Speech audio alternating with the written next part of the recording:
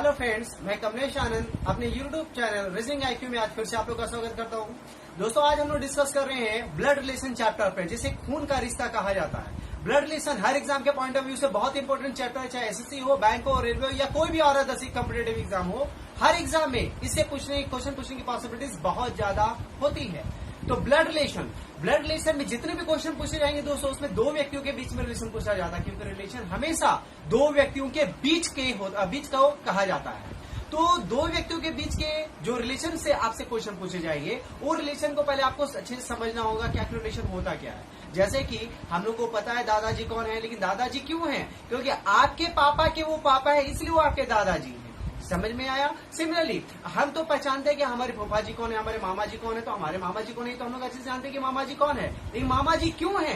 क्योंकि आपके मम्मी उन्हें भाई बोल रही है, इसलिए वो आपके मामा जी हैं। अगर आपकी मम्मी के वो भाई नहीं होते तो आपके मामा जी नहीं होते। तो इस रिलेशन को हम लोग को समझना होगा कि ये रिलेशन कौन है और कैसे बना। क्लियर है? ब्लड रिलेशन एक ऐसा चैप्टर है दोस्तों जो कंपैरिजन देन इंग्लिश हिंदी बहुत ज्यादा कन्वीनियंट होता है। आखिर क्यों? क्योंकि इंग्लिश का पर्टिकुलर एक वर्ड हिंदी के बहुत से रिलेशन को रिप्रेजेंट कर देता है। जैसे ब्रदर इन लॉ हिंदी के बहुत से रिलेशन को रिप्रेजेंट करेगा, सिस्टर इन लॉ हिंदी के बहुत से रिलेशन को रिप्रेजेंट करेगा। तो इस प्रकार से अगर आप इंग्लिश के अकॉर्डिंग क्वेश्चन को सॉल्व करेंगे तो थोड़ा कंफ्यूजन आएगा। अगर मान लिया जाए क्वेश्चन बोल दिया जा रहा है कि आपके ब्रदर इन लॉ के पापा आपके कौन है, तो कंफ्यूजन आएगा कि कौन सा ब्रदर इन लॉ के पापा। लेकिन हिंदी में अगर देखा जाए तो तुरंत लिख दिया जाएगा आपके जिया जी के पापा या आपके सारा जी के पापा, एक्सेट्रा एक्सेट्रा एक्सेट्रा। क्लियर है? दूसरा दोस्तों, ब्लड रिलेशन में कभी भी हम लोग आम बोलचाल भाषा के रिलेशन को रिप्रेजेंट नहीं करेंगे। जैसे कि हम लोग कभी कभी आम बोलचाल भाषा में अपने बगल वाले को भी अंकल आंटी कहते हैं, लेकिन उनसे हमारा कोई संबंध नहीं होता है। हमारा रिलेशन जिनसे है बस वही इसमें कंसिडर करना है।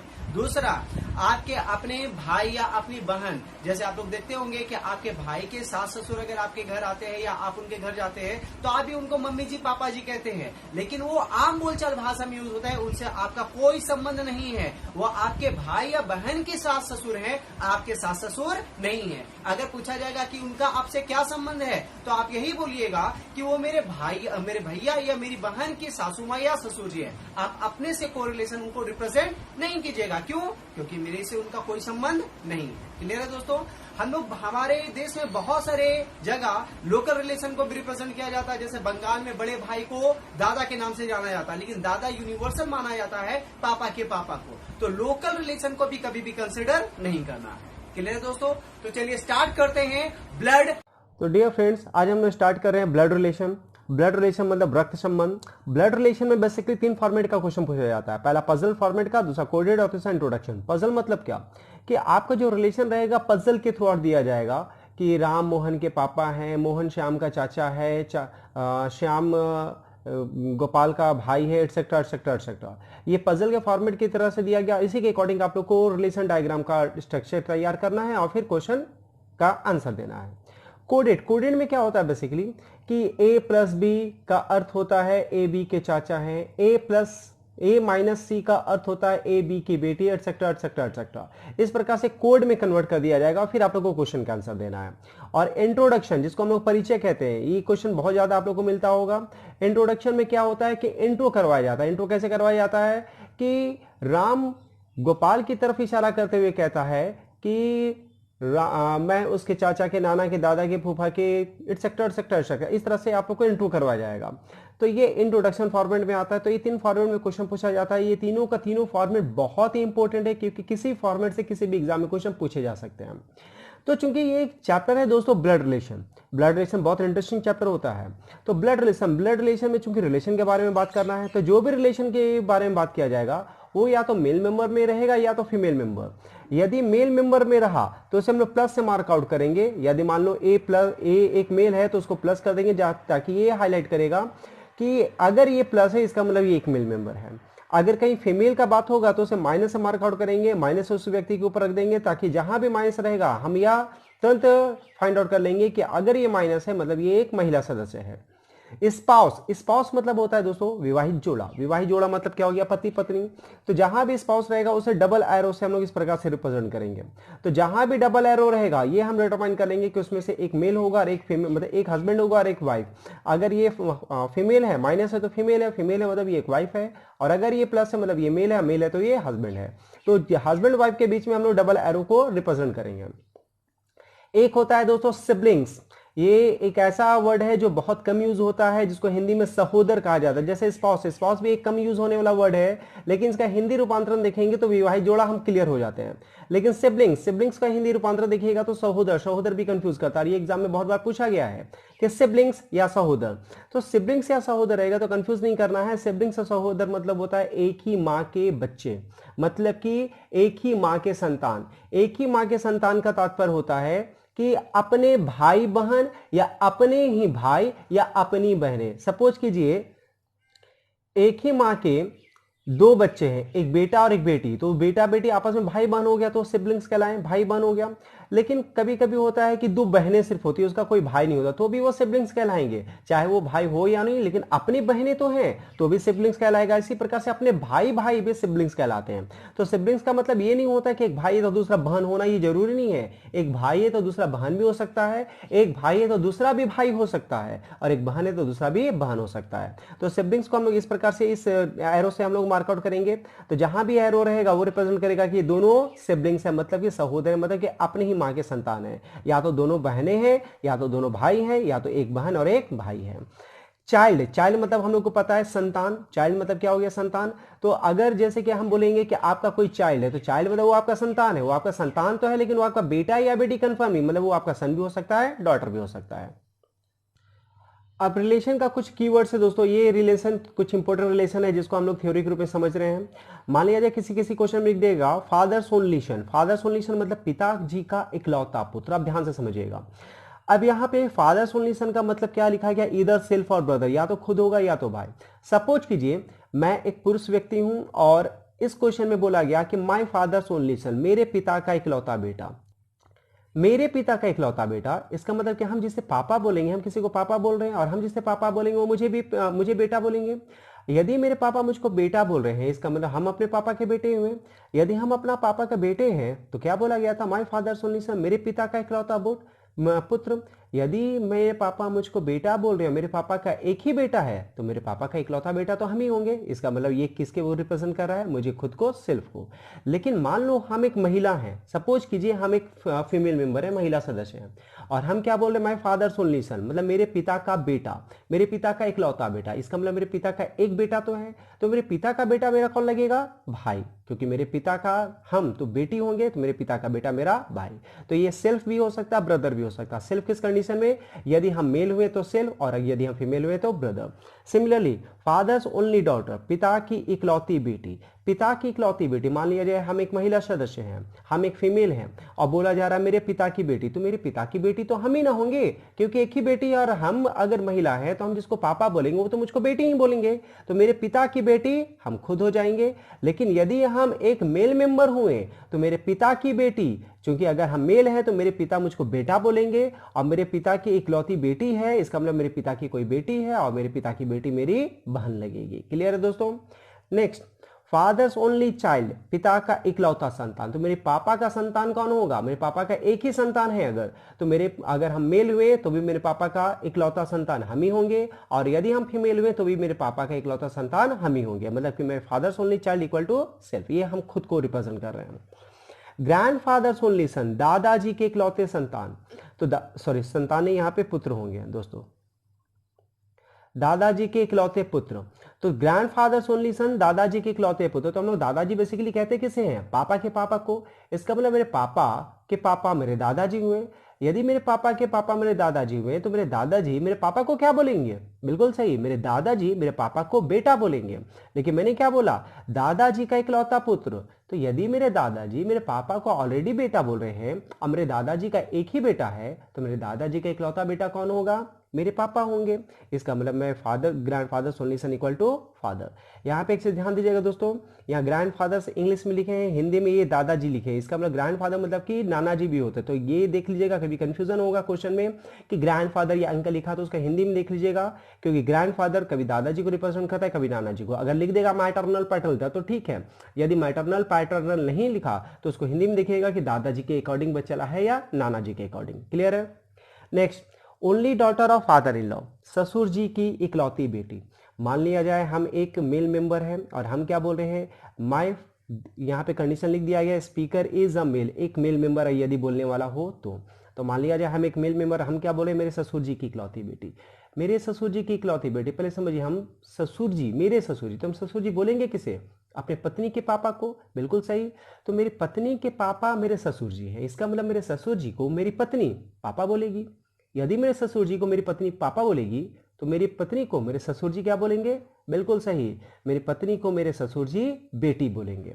यदि मेरी पत्नी को मेरे ससुर जी बेटी बोल रहे हैं और मेरे ससुर जी के एक ही बेटी है तब तो मेरी पत्नी कहलाएगी, मतलब कि मेरे ससुर जी की इकलौती बेटी मेरी वाइफ। नेक्स्ट एंड लास्ट है only son of father in law. Speaker कौन है इसमें, फीमेल। मान लिया जाए हम एक फीमेल मेंबर है, हम एक महिला सदस्य है और हम क्या बोल रहे हैं, मेरे ससुर जी की इकलौता बेटा, only son of my father in law. चलिए, मेरे ससुर जी, हम एक महिला सदस्य है तो हम ससुर जी बोलेंगे किसे, अपने पति के पापा को।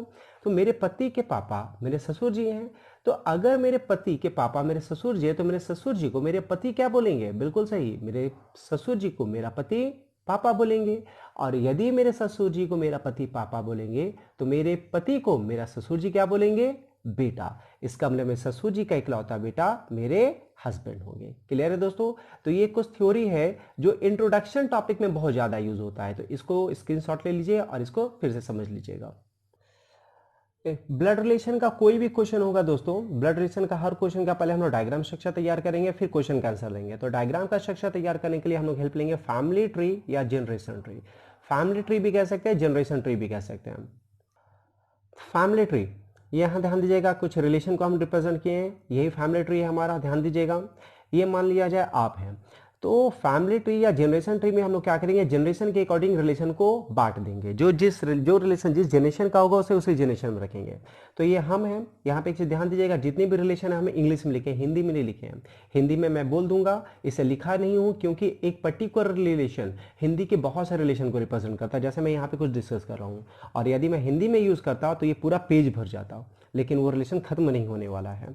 तो चलिए, मान लिया जाए ये आप हैं, आपके रिलेशन में कौन कौन सा, आपके जनरेशन में कौन कौन सा रिलेशन आएगा, तो आपके जनरेशन में आपके भाई आएंगे, आपकी बहनें आएंगे, आपकी कजन मतलब क्या हो गया, चचेरा भाई बहन, ममेरा भाई बहन, फुफेरा भाई बहन, मौसेरा भाई बहन। तो ध्यान दीजिए, अगर मैं इसे हिंदी में लिखता तो कितने भाई बहन, चचेरा भाई बहन, ममेरा भाई बहन, फुफेरा भाई बहन, मौसेरा भाई बहन, पूरा पेज भर जाता है इसी में ही। तो आपके जनरेशन में आपके भाई, आपकी अपनी बहनें, आपके कजन्स, आपके हस्बैंड और आपकी वाइफ, साथ ही साथ आपके ब्रदर इन लॉ और sister in law. Brother in law मतलब क्या हो गया, साला जी, जीजा जी, देवर जी, जेठ जी, नंदोसी जी, ये हिंदी में हो गया। साला जी और जिया जी तो आपको पता है। जेठ जी मतलब क्या होता है, ये महिलाओं के लिए होता है। जेठ किसे कहते हैं, अपने पति के बड़े भाई को जेठ। देवर, पति के छोटे भाई को देवर। और नंदोशी मतलब ननद का पति, तो ये ब्रदर इन लॉ को रिप्रेजेंट किया। सिमिलरली आपके जनरेशन में एक और रिलेशन है sister in law. Sister in law मतलब क्या हो गया, देवरानी जी, जेठानी जी, ननद जी, साली जी और भाभी जी। साली जी और भाभी जी तो आप समझ गए। अब जेठानी मतलब क्या होता है, तो जेठानी मतलब ये भी महिलाओं के लिए होता है। जेठानी मतलब के पति के बड़े भाई की पत्नी जेठानी, पति के छोटे भाई की पत्नी मतलब देवर की पत्नी देवरानी, और ननद मतलब क्या हो गया, पति की बहन, तो ये ननद हो गया। तो ये सिस्टर इन लॉ में आ गया। तो आपके जनरेशन में ये रिलेशन है। आपके ठीक पहले एक जनरेशन हमारी इस दुनिया में आया था, तो उसे ऊपर अप एरो करके हम लोग कर दिए, जो हमारे ऊपर के जनरेशन का है। तो हमारे से पहले जनरेशन में कौन आया था, हमारे पापा, हमारे मम्मी, हमारे अंकल मतलब चाचा जी, मौसा जी, मामा जी और फूफा जी। आंट मतलब चाची जी, मामी जी, मौसी जी, बुआ जी। Father in law, mother in law, ससुर जी, सासू माँ। इसके ठीक एक जनरेशन पहले इस दुनिया में और कुछ लोग आए थे, ग्रैंडफादर और ग्रैंड मदर। ग्रैंडफादर मतलब दादाजी और नाना जी। ग्रैंड मदर मतलब नाना जी और नानी जी और दादी जी। ये पैटर्नल और मैटरनल भी होता है। पैटर्नल मतलब कि पापा की तरफ से, तो ये पापा की तरफ से ग्रैंडफादर ग्रैंड मदर दादाजी दादी माँ, और मैटरनल मतलब मम्मी की तरफ से मतलब कि नाना जी नानी माँ। तो यहाँ पे कभी कभी मेंशन कर देता है क्वेश्चन में पैटर्नल मैटरनल, कभी कभी मेंशन नहीं करता है, तो आप लोगों को समझना होगा। इसका ठीक एक जनरेशन, हालांकि इस जनरेशन का क्वेश्चन बहुत एक्सेप्शन केस में आता है, फिर भी यहाँ पे रिप्रेजेंट कर दिए। इसके ठीक एक जनरेशन पहले एक और रिलेशन आता है, मतलब हमारे दादाजी दादी माँ के मम्मी पापा, तो क्या कहलाएंगे? ग्रेट ग्रैंडफादर और मदर, ग्रेट ग्रैंडफादर और ग्रेट ग्रैंड मदर। क्लियर है दोस्तों? आपके जनरेशन के बाद इस दुनिया में कुछ सालों के बाद एक और जनरेशन आएगा जो आपके शादी के बाद आएंगे, जो आपके बेटा होंगे, आपकी बेटी, आपके नेफ्यू मतलब भतीजा भांजा भगना, नीस मतलब भतीजी भांजी भगनी, सन इन लॉ और daughter in law. Son in law मतलब आपका दामाद, डॉटर इन लॉ मतलब आपकी बहू। उसके एक जनरेशन बाद इस दुनिया में कुछ और लोग आएंगे जो आपके ग्रैंड सन और ग्रैंड डॉटर होंगे, मतलब आपके पोता पोती या आपके नाती नतनी।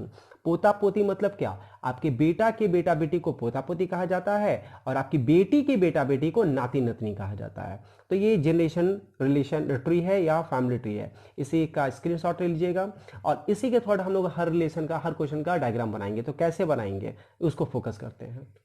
तो देखिए दोस्तों, यदि क्वेश्चन लिख दिया गया A is brother of B, A B का भाई है, ए बी का भाई है, तो कौन है भाई? ए भाई है। किसका भाई है? बी का। तो भाई तो एक ही जनरेशन का होता है, जैसा जनरेशन ट्री में देखें आपके जनरेशन का है ना, तो आपके जनरेशन के लोग को राइट या लेफ्ट में लिखेंगे। आपके पहले जो जनरेशन में है उसे अप एरो करके लिखेंगे और आपके बाद के जनरेशन के लोगों को डाउन एरो करके, मतलब नीचे एरो करके लिखेंगे। तो ए बी का भाई है, भाई हमारे ही जनरेशन का आता है तो बायां दाएं करके लिखेंगे। अब भाई, भाई मतलब सिबलिंग्स हो गया, तो सिबलिंग्स का ये एरो होगा, तो ए बी को इस तरह से मार्कआउट करके ये रिलेशन कर दिए। अब भाई कौन है? ए बी का भाई, मतलब ए भाई है, तो ए भाई है, अब भाई है तो ये पुरुष हो गया, तो इसको प्लस कर दिए। अब अगर ये प्लस हो गया तो ए अगर भाई है तो बी कौन होगा? ये जरूरी नहीं है, जैसे आप लोग के दिमाग में चला कि बी बहन होगी, ऐसा जरूरी नहीं है। बी बहन भी हो सकती है, भाई भी हो सकता है, इसलिए प्लस माइनस दोनों कर दिए। ये अगर पुरुष हुआ तो भाई और माइनस हुआ तो बहन। तो यहां पर ए तो भाई है लेकिन बी भाई और बहन दोनों हो सकते हैं। क्लियर है? अब ए बी की बहन है, कौन है बहन? ए, तो ये एरो कर दिया गया। अब ए बहन है, बहन होने के कारण ये महिला होगी, ए तो कर दिया। अब ए बहन है तो किसकी बहन है? बी की। बी की बहन है तो बी कौन होगा?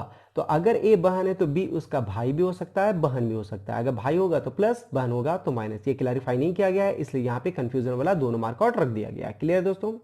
नेक्स्ट बोल दिया गया A son of B, A B का पुत्र है। कौन है पुत्र? ए। किसका पुत्र है? बी का। तो बी का पुत्र कौन है? ए। तो बी का पुत्र, पुत्र तो रिलेशन जब हम लोग डायग्राम स्ट्रक्चर देखे थे फैमिली ट्री का, तो पुत्र तो नीचे के जनरेशन में जाता है, तो बी के डाउनवर्ड एरो में नीचे के जनरेशन में ए को लिख दिए और ए अगर बेटा है तो प्लस कर दिए।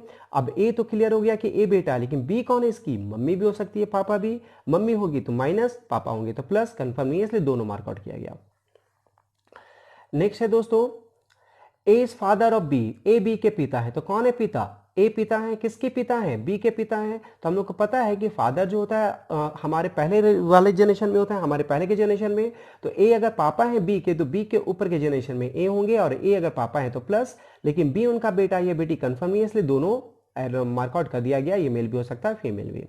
नेक्स्ट है इज द वाइफ ऑफ बीज फादर, ए बी के पिता की पत्नी है। ए कौन है? बी के पिता। बी के कोई पापा, पापा मतलब ऊपर के जनरेशन में, तो अप एरो कर दिए। बी के पापा कौन है नहीं बताया गया, लेकिन पापा कोई ना कोई तो है, तो बी के अप एरो में एक इसके पापा, पापा मतलब मेल होंगे, और उसकी पत्नी कौन है? ए। तो इसके पापा की पत्नी मतलब कि इसी के जनरेशन में, पापा के जनरेशन में उनकी पत्नी, ये डबल एरो करके, क्योंकि पति पत्नी का डबल एरो मार्कआउट होता है, ए एक फीमेल कर दिया गया। तो बी के पापा की पत्नी है, तो पापा की पत्नी को क्या बोला जाता है? मम्मी। इसका मतलब ए बी की कौन है? तो ए मम्मी है, लेकिन बी का जेंडर क्लियर नहीं है कि ये बेटा होगा या बेटी। क्लियर दोस्तों? तो ये हमारा डायग्राम कैसे तैयार किया जाएगा उसके लिए कुछ थ्योरी दिया गया था। चलिए दोस्तों, अब पहले क्वेश्चन में डिस्कस कर लेते हैं। पजल का क्वेश्चन मतलब ब्लड रिलेशन में पजल, पजल एक अलग चैप्टर रहता है, वो चैप्टर का यह क्वेश्चन नहीं है। ये पजल सिर्फ ब्लड रिलेशन का है, इसके अलावा कुछ नहीं। तो ब्लड रिलेशन का पजल का कुछ फॉर्मेट का क्वेश्चन डिस्कस कर रहे हैं, जो बैंकिंग एग्जाम के पॉइंट ऑफ व्यू से बहुत इंपॉर्टेंट है। बैंकिंग एग्जाम में इसी फॉर्मेट का क्वेश्चन पूछता है, और एसएससी में इससे लो लेवल का क्वेश्चन पूछता है, मतलब ये जितना डिफिकल्ट करेगा उससे थोड़ा सा कम रहेगा। तो चलिए चेक करते हैं। लिखा गया A is father of B, B is not his son, मतलब ये क्वेश्चन है हिंदी इंग्लिश दोनों में दिया गया। अब इसके अकॉर्डिंग पहले रिलेशन डायग्राम स्ट्रक्चर तैयार करते हैं, फिर क्वेश्चन का आंसर। तो पहले हम लोग लाइन बाय लाइन पढ़ के डायग्राम का स्ट्रक्चर तैयार करते हैं। और डायग्राम का स्ट्रक्चर तैयार करने से पहले ये हमेशा दिमाग में रखिएगा, जो आपके रिलेशन का है उसे आपके ही दाएं बाएं में लिखेंगे, जो आपके जनरेशन का है, जो आपके ऊपर के जनरेशन का है उसे अप एरो करके, जो नीचे के जनरेशन का है डाउन एरो करके। चलिए रिलेशन डायग्राम बनाते हैं। बोला गया A is father of B, A B के पिता है। कौन है पिता? ए। किसके पिता है? बी के। तो बी को हमने लिखा, और बी के पिता कौन है? ए। तो बी के पापा तो ऊपर के जनरेशन के होंगे, तो अप एरो किए, ए इसके पापा हो गए। अब अगर ये पापा हैं तो पापा होने के कारण पुरुष, मतलब plus mark out. But B is not his son, पर बी उनका पुत्र नहीं है। तो ए अगर पापा है तो बी उनका पुत्र या पुत्री कोई तो होगा, लेकिन बी पुत्र नहीं है, मतलब पुत्री होगा। पुत्री मतलब बेटी, बेटी मतलब महिला माइनस।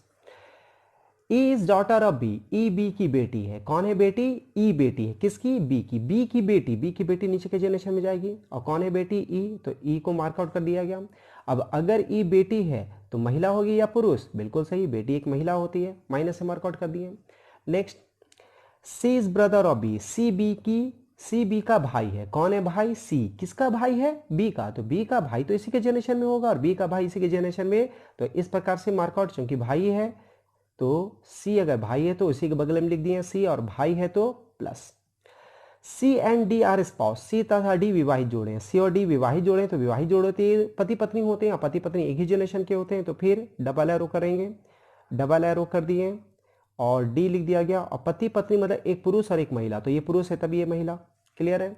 नेक्स्ट बोल दिया जा रहा है F is wife of A, F A की पत्नी है। कौन है पत्नी? एफ। किसकी पत्नी? ए की। ए की पत्नी इसी के जनरेशन में जाएगी, और डबल एरो, चूंकि पति पत्नी का बात है। तो अगर ये एफ पत्नी है तो माइनस कर देंगे। हमारा डायग्राम स्ट्रक्चर देख रहे हैं आप, तैयार हो रहा है धीरे धीरे। अब नेक्स्ट स्टेटमेंट है G is father in law of C, G C का ससुर है। जी किसका ससुर है? सी। सी एक पुरुष है तो इसका ससुर है जी। अब सी अगर पुरुष है तो एक पुरुष ससुर किसे बोलेगा? अपने पत्नी के पापा को। तो इसकी पत्नी कौन है? डी। तो इसकी पत्नी के पापा मतलब डी के पापा कौन हो जाएंगे? जी। तो जी यहां पे आ जाएगा, और ससुर है मतलब मेल मेंबर, मतलब कि प्लस। और लास्ट स्टेटमेंट है H is child of D, H D का संतान है। किसका संतान है? डी का। डी का संतान नीचे के जनरेशन में जाएगा, और एच अगर संतान है तो ये बेटा बेटी कुछ भी हो सकता है, कंफर्म नहीं, इसलिए दोनों मार्कआउट कर दिया गया। अब ये हमारा डायग्राम स्ट्रक्चर तैयार कर लिया गया है दोस्तों। अब क्वेश्चन से मतलब नहीं है, ऊपर के स्टेटमेंट से आप डायरेक्ट क्वेश्चन में देखेंगे, और क्वेश्चन के अकॉर्डिंग हम आंसर फोकस करेंगे। चलिए एक एक करके क्वेश्चन देखिए और आंसर देते हैं। पहला, ध्यान दीजिएगा, क्वेश्चन में बहुत सारा कंफ्यूजन आता है, बहुत से लोगों को कंफ्यूजन यहाँ पे ध्यान दीजिएगा। जिसके बारे में क्वेश्चन पूछा जा रहा है उसी के बारे में आपको आंसर देना है, क्योंकि जब भी क्वेश्चन पूछेगा, जैसे कि how is G related to H, G का एच से क्या संबंध है, हिंदी में जी का एच से क्या संबंध है। तो यहाँ दो व्यक्ति है तो दो रिलेशन आएगा, लेकिन आंसर एक ही रिलेशन देना है। तो किसका, उसी पे फोकस करना है, क्योंकि बहुत सारे स्टूडेंट को यहाँ पे कंफ्यूजन आता है कि रिलेशन तो हमारा आ गया, लेकिन किस व्यक्ति का रिलेशन आंसर देना है। तो ध्यान दीजिएगा, how is G related to H, G का एच से क्या संबंध है, किसका रिलेशन पूछ रहा है? हाउ इज जी, आगे नहीं बढ़ना है, बस हाउ इज जी, जी का रिलेशन पूछा जा रहा है, जी का रिलेशन पूछा जा रहा है। तो जी का रिलेशन बताना है किससे? एच से। तो एच कहाँ है भाई? एच यहाँ है। जी कहाँ है? यहाँ है। तो हमें जी का रिलेशन बताना है, एच से स्टार्ट करते हैं। तो एच को खुद मान लीजिए, एच अगर हम हैं तो डी कौन होगी? मेरी। तो चूंकि ये महिला है तो मेरी होगी, कौन होगी? मेरे ऊपर के जनरेशन में मेरी मम्मी। और मेरी मम्मी की ये कौन है? पापा। तो मेरी मम्मी के ये पापा, मेरी मम्मी के पापा मेरे कौन कहलाएंगे? बिल्कुल सही, नाना जी। मतलब जी कौन है? नाना जी। और एच कौन होगा? अगर ये नाना जी है तो मेरे नाना जी मुझको नाती या नतनी बोलेंगे, क्योंकि मेरा जेंडर क्लियर नहीं है, पुरुष हो या महिला। तो यहाँ पे ये नाना जी और ये नाती नतनी तो आ गया, लेकिन आंसर किसका देना है? जी का। तो जी कौन है? नाना जी। आंसर इज नाना जी, मतलब कि maternal grandfather. Question number 2, how is H related to C, H का रिलेशन, एच का सी से क्या संबंध है? किसका संबंध? एच का। किस से? सी से। चलिए सी ढूंढिए, कहाँ है? सी हमारा यहाँ है और एच यहाँ है। मान लेते सी, हाँ हमें बताना है एच का, तो एच तक जाएंगे सी से स्टार्ट करते हुए।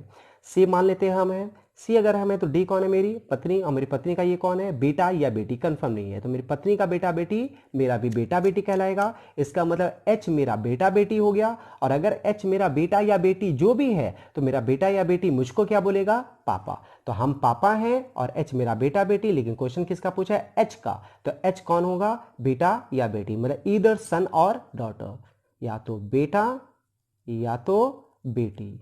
आंसर क्या होगा? ईदर सन और daughter. Question 3, who is grandmother of E, E की ग्रैंड मदर कौन है? यहाँ पे मैटरनल पैटर्नल यूज नहीं किया है दोस्तों, तो जो भी मिलेगा आंसर दे देना है। ग्रैंड मदर, ग्रैंड मदर मतलब ध्यान दीजिएगा, ग्रैंड मदर कितने जनरेशन ऊपर होता है? 2 जनरेशन। 2 जनरेशन मतलब क्या? मेरे एक जनरेशन ऊपर तो मेरे मम्मी पापा लोग आएंगे, उसके ऊपर ही ना जनरेशन में दादाजी या दादी माँ या नाना जी नानी माँ आएंगे, तो ग्रैंड मदर मतलब दादी माँ होगी या नानी माँ, तो 2 जनरेशन ऊपर होना चाहिए। तो इसके एक जनरेशन ऊपर तो ये सारे व्यक्ति हैं, तो ये तो नहीं होंगे। इसके एक और जनरेशन ऊपर ये व्यक्ति, आप इसी 3 में से कोई इसके ग्रैंड मदर होंगे, तो ये तो प्लस है, ग्रैंड मदर होगा नहीं, ये होगा नहीं, बचा F, answer is F. How is D related to E? D का ई से क्या संबंध है? किसका संबंध? डी का। किससे दोस्तों? ई से। तो ई ढूंढिए यहां, डी यहां, तो ई से चलते हुए डी तक जाना है, और डी का जो भी रिलेशन आएगा, क्योंकि हाउ इज डी पूछा, डी का रिलेशन पूछा है, तो डी का जो भी रिलेशन आएगा हमारा आंसर बनेगा। तो चलिए ई से स्टार्ट करते हैं। ई मान लिया जाए हम है, ई हम है, तो बी कौन है? मेरी मम्मी। मेरी मम्मी का ये कौन है? भाई। मेरी मम्मी का भाई मेरे मामा। अब मेरे मामा की ये कौन है? पत्नी मतलब मामी। तो मेरी ये कौन हो गई? मेरी मामी, और मेरी मामी मुझको क्या बोलेगी? हम महिला है इसलिए भांजी। तो यहाँ पे क्वेश्चन किसका पूछा गया? मतलब हम दोनों का बीच का रिलेशन हो गया मामा, मामी और भांजी का, लेकिन रिलेशन किसका पूछा है? डी का। तो डी कौन होगा? मामी या भांजी? बिल्कुल सही, ये मामी है, मतलब कि मैटरनल आंट लिखिए या मामी लिखिए, हमारा आंसर ये हो गया। How is B related to D? B का डी से क्या संबंध है? किसका दोस्तों? बी का। किससे? डी से। तो बी का रिलेशन बताना है डी से चलते हुए, डी से चलना है, बी तक जाना है, बी का जो भी रिलेशन होगा वही आंसर देना है, क्योंकि बोला है हाउ इज बी, बी का रिलेशन पूछा है। मान लेते डी हम है, अगर डी हम है तो सी मेरे पति हैं, और मेरे पति की ये कौन है? बहन। तो मेरे पति की बहन मेरी ननद, इसका मतलब बी कौन है? मेरी ननद। क्लियर है? आंसर इज ननद, इंग्लिश में सिस्टर इन लॉ। ये एक और क्वेश्चन है दोस्तों, ये आखिरी क्वेश्चन डिस्कस कर रहे हैं, क्योंकि पहले वाले एक फॉर्मेट में 4 क्वेश्चन हमने 5 क्वेश्चन डिस्कस किया, अभी इसमें 4 क्वेश्चन हैं। तो चलिए पहले इसका डायग्राम स्ट्रक्चर तैयार करते हैं स्टेप बाय स्टेप। सबसे पहले जी इज फादर ऑफ के, जी के पिता है। कौन है पिता? जी। किसके पिता है? के। तो के को लिखिए, और इसके पिता ऊपर के जनरेशन में आप एरो कीजिए, जी लिखिए, और अगर जी पिता है तो प्लस कर दीजिए, लेकिन के का जेंडर अभी तक क्लियर नहीं है कि बेटा है बेटी, इसको छोड़ देना है। Who is brother of B? जो बी का भाई है, तो हु किसको रिप्रेजेंट करेगा? ठीक इसके पहले मतलब के लिए, के भाई है, किसका भाई है? बी का। तो के अगर बी का भाई है तो इसी के जनरेशन में होगा। अब के बी का भाई है तो के भाई है तो प्लस, लेकिन बी इसका बहन है या भाई अभी कंफर्म नहीं है दोस्तों। क्लियर है? नेक्स्ट क्या बोला जा रहा है? के इज मैरिड टू यू। के तथा यू विवाहित है। के और अगर यू विवाहित है तो ये दोनों पति पत्नी होंगे, और अगर पति पत्नी होंगे तो एक ही जनरेशन पति पत्नी, डबल एरो। अब के और यू पति पत्नी है, तो के पुरुष है तो ये पति, इसका मतलब ये पत्नी। क्लियर है? नेक्स्ट क्या बोल रहा है? B is daughter of C. B C की बेटी है। कौन है बेटी? बी। किसकी बेटी है? सी की। अगर सी की बेटी है तो सी ऊपर के जनरेशन में होगी, तभी तो बी उसकी बेटी होगी, और बी बेटी होगी मतलब माइनस, एक महिला है। नेक्स्ट क्या बोल रहा है? D is father of you. D you के पिता है। कौन है पिता? डी। किसके पिता? यू के पिता ऊपर के जनरेशन में, और अगर डी पिता है तो प्लस। नेक्स्ट क्या बोल रहा है? And M and U are siblings. M तथा यू सहोदर है। एम और यू सहोदर है तो एम और यू भाई बहन होंगे, या भाई भाई होगा या बहन बहन, तो ये दोनों एक ही रिलेशन में आ गए, एक ही जनरेशन में आ गए। अब एम और यू सहोदर है तो ये तो बहन है, तो ये जरूरी नहीं है कि ये भाई होगा, ये भी बहन हो सकती है, लेकिन कंफर्म नहीं है, हम छोड़ दे रहे हैं। नेक्स्ट लाइन क्या बोला जा रहा है? You is only daughter of D. U D की इकलौती बेटी है। अगर यू इसकी इकलौती बेटी है, इसका मतलब इसके अलावा डी की कोई बेटी नहीं होगी। अब डी की कोई और बेटी नहीं होगी तो इसकी बेटी का ये भाई होगा, मतलब ये एक मेल मेंबर हो जाएगा। क्लियर है? तो हमारा क्वेश्चन की मतलब कि इस पजल के बेसिस पे डायग्राम स्ट्रक्चर तैयार। अब इस डायग्राम के बेसिस पे हम क्वेश्चन को आंसर देते हैं, एक एक करके क्वेश्चन का आंसर स्टार्ट करते हैं। How many spouse are there? कितने पति पत्नी विवाहित जोड़े हैं? तो ध्यान दीजिएगा, एक विवाहित जोड़ा यहाँ नजर आया। अब के पापा तो जी हैं, के की बहन ये है बी, और बी की, अब ध्यान दीजिएगा, मान लीजिए बी से स्टार्ट करते हैं। बी का भाई के, मान लिया जाए बी हम है तो ये मेरा भाई है, मेरे भाई के ये पापा, तो मेरे भाई के पापा मेरे पापा होंगे। अगर ये पापा होंगे तो ये कौन होंगी? मेरी मम्मी। इसका मतलब ये मेरे मम्मी और ये मेरे पापा, तो ये आपस में पापा मम्मी विवाहित हो जाएंगे। तो एक विवाहित जोड़ा, दो विवाहित जोड़ा, दो विवाहित जोड़ा तो हमें दिख गया। अब ये तो भाई बहन है, ये तो भाई बहन है, ये पापा है, लेकिन मम्मी कौन है ये नहीं दिख रहा है। मतलब विवाहित जोड़ा तो है लेकिन किसके साथ है नहीं पता, लेकिन विवाहित जोड़ा में जोड़ा होना चाहिए। सिंगल अभी दिख रहा है, हम नहीं बताएंगे, इसलिए कितने विवाहित जोड़ा है? 2। Next, how is M related to K, M का के से क्या संबंध है, किसका संबंध, एम का, किससे, के से, तो के ढूंढिए कहाँ है यहाँ। अब एम का संबंध पूछ रहा है, मतलब एम को मार्कआउट कीजिए और के से एन तक जाइए और एम का जो भी रिश्ता आएगा हमारा आंसर। तो के अगर हम हैं तो यू मेरी पत्नी, अगर यू मेरी पत्नी है तो मेरी पत्नी का ये भाई, तो मेरी पत्नी का भाई मेरा शाला, मतलब brother in law, answer is शाला या ब्रदर इन लॉ कुछ भी लिख सकते हैं, यहाँ लिख देते हैं ब्रदर इन लॉ, ये हमारा आंसर हो गया दोस्तों। नेक्स्ट क्वेश्चन क्या है, how is G related to C, G का सी से क्या संबंध है, किसका संबंध, जी का, जी का किससे, सी से, तो सी अगर हम हैं तो जी कौन होंगे, मेरे पति, आंसर इज हस्बैंड, इसका भी आंसर आ गया दोस्तों। नेक्स्ट एंड लास्ट क्वेश्चन है, how is D related to B's brother, किसका संबंध पूछ रहा है, डी का, डी कहाँ है, मार्कआउट कीजिए, डी यहाँ है। किससे पूछ रहा है, बीज ब्रदर, तो बी का भाई से, बी से नहीं बी के भाई से, तो बी का भाई है कौन, के से, मतलब डी का रिलेशन पूछ रहा है के से, तो के से जाना है डी तक और जो भी आंसर आएगा वो हमारा आंसर हो जाएगा। तो के मान लिया जाए हम है, तो के से हमको जाना है डी तक, तो के अगर हम है तो कैसे जाएंगे, यू से जाएंगे, तो के अगर हम है तो यू कौन है, मेरी पत्नी, और मेरी पत्नी के कौन है, पापा, तो मेरी पत्नी के पापा मेरे ससुर जी, मतलब कि फादर इन लॉ, हमारा आंसर। तो ये था हमारा पजल का, ध्यान दीजिएगा रिलेशन डायग्राम पहले तैयार करना है, डायग्राम स्ट्रक्चर तैयार होने के बाद कोई भी क्वेश्चन का आंसर आपको आसानी से बन जाएगा। बस ये समझना है कि आपको आंसर किसका देना है, एम इज रिलेटेड टू के, मतलब पहला व्यक्ति किसका पूछ रहा है, हाउ इज एम, एम कौन है, जी कौन है, डी कौन है, उसी का आंसर देना है, दूसरे का आंसर नहीं देना है। तो ये वीडियो कैसा लगा दोस्तों, नीचे कमेंट बॉक्स में कमेंट कीजिए और बहुत जल्द ही हम लोग ब्लड रिलेशन का नेक्स्ट वीडियो अपलोड करने वाले हैं। धन्यवाद।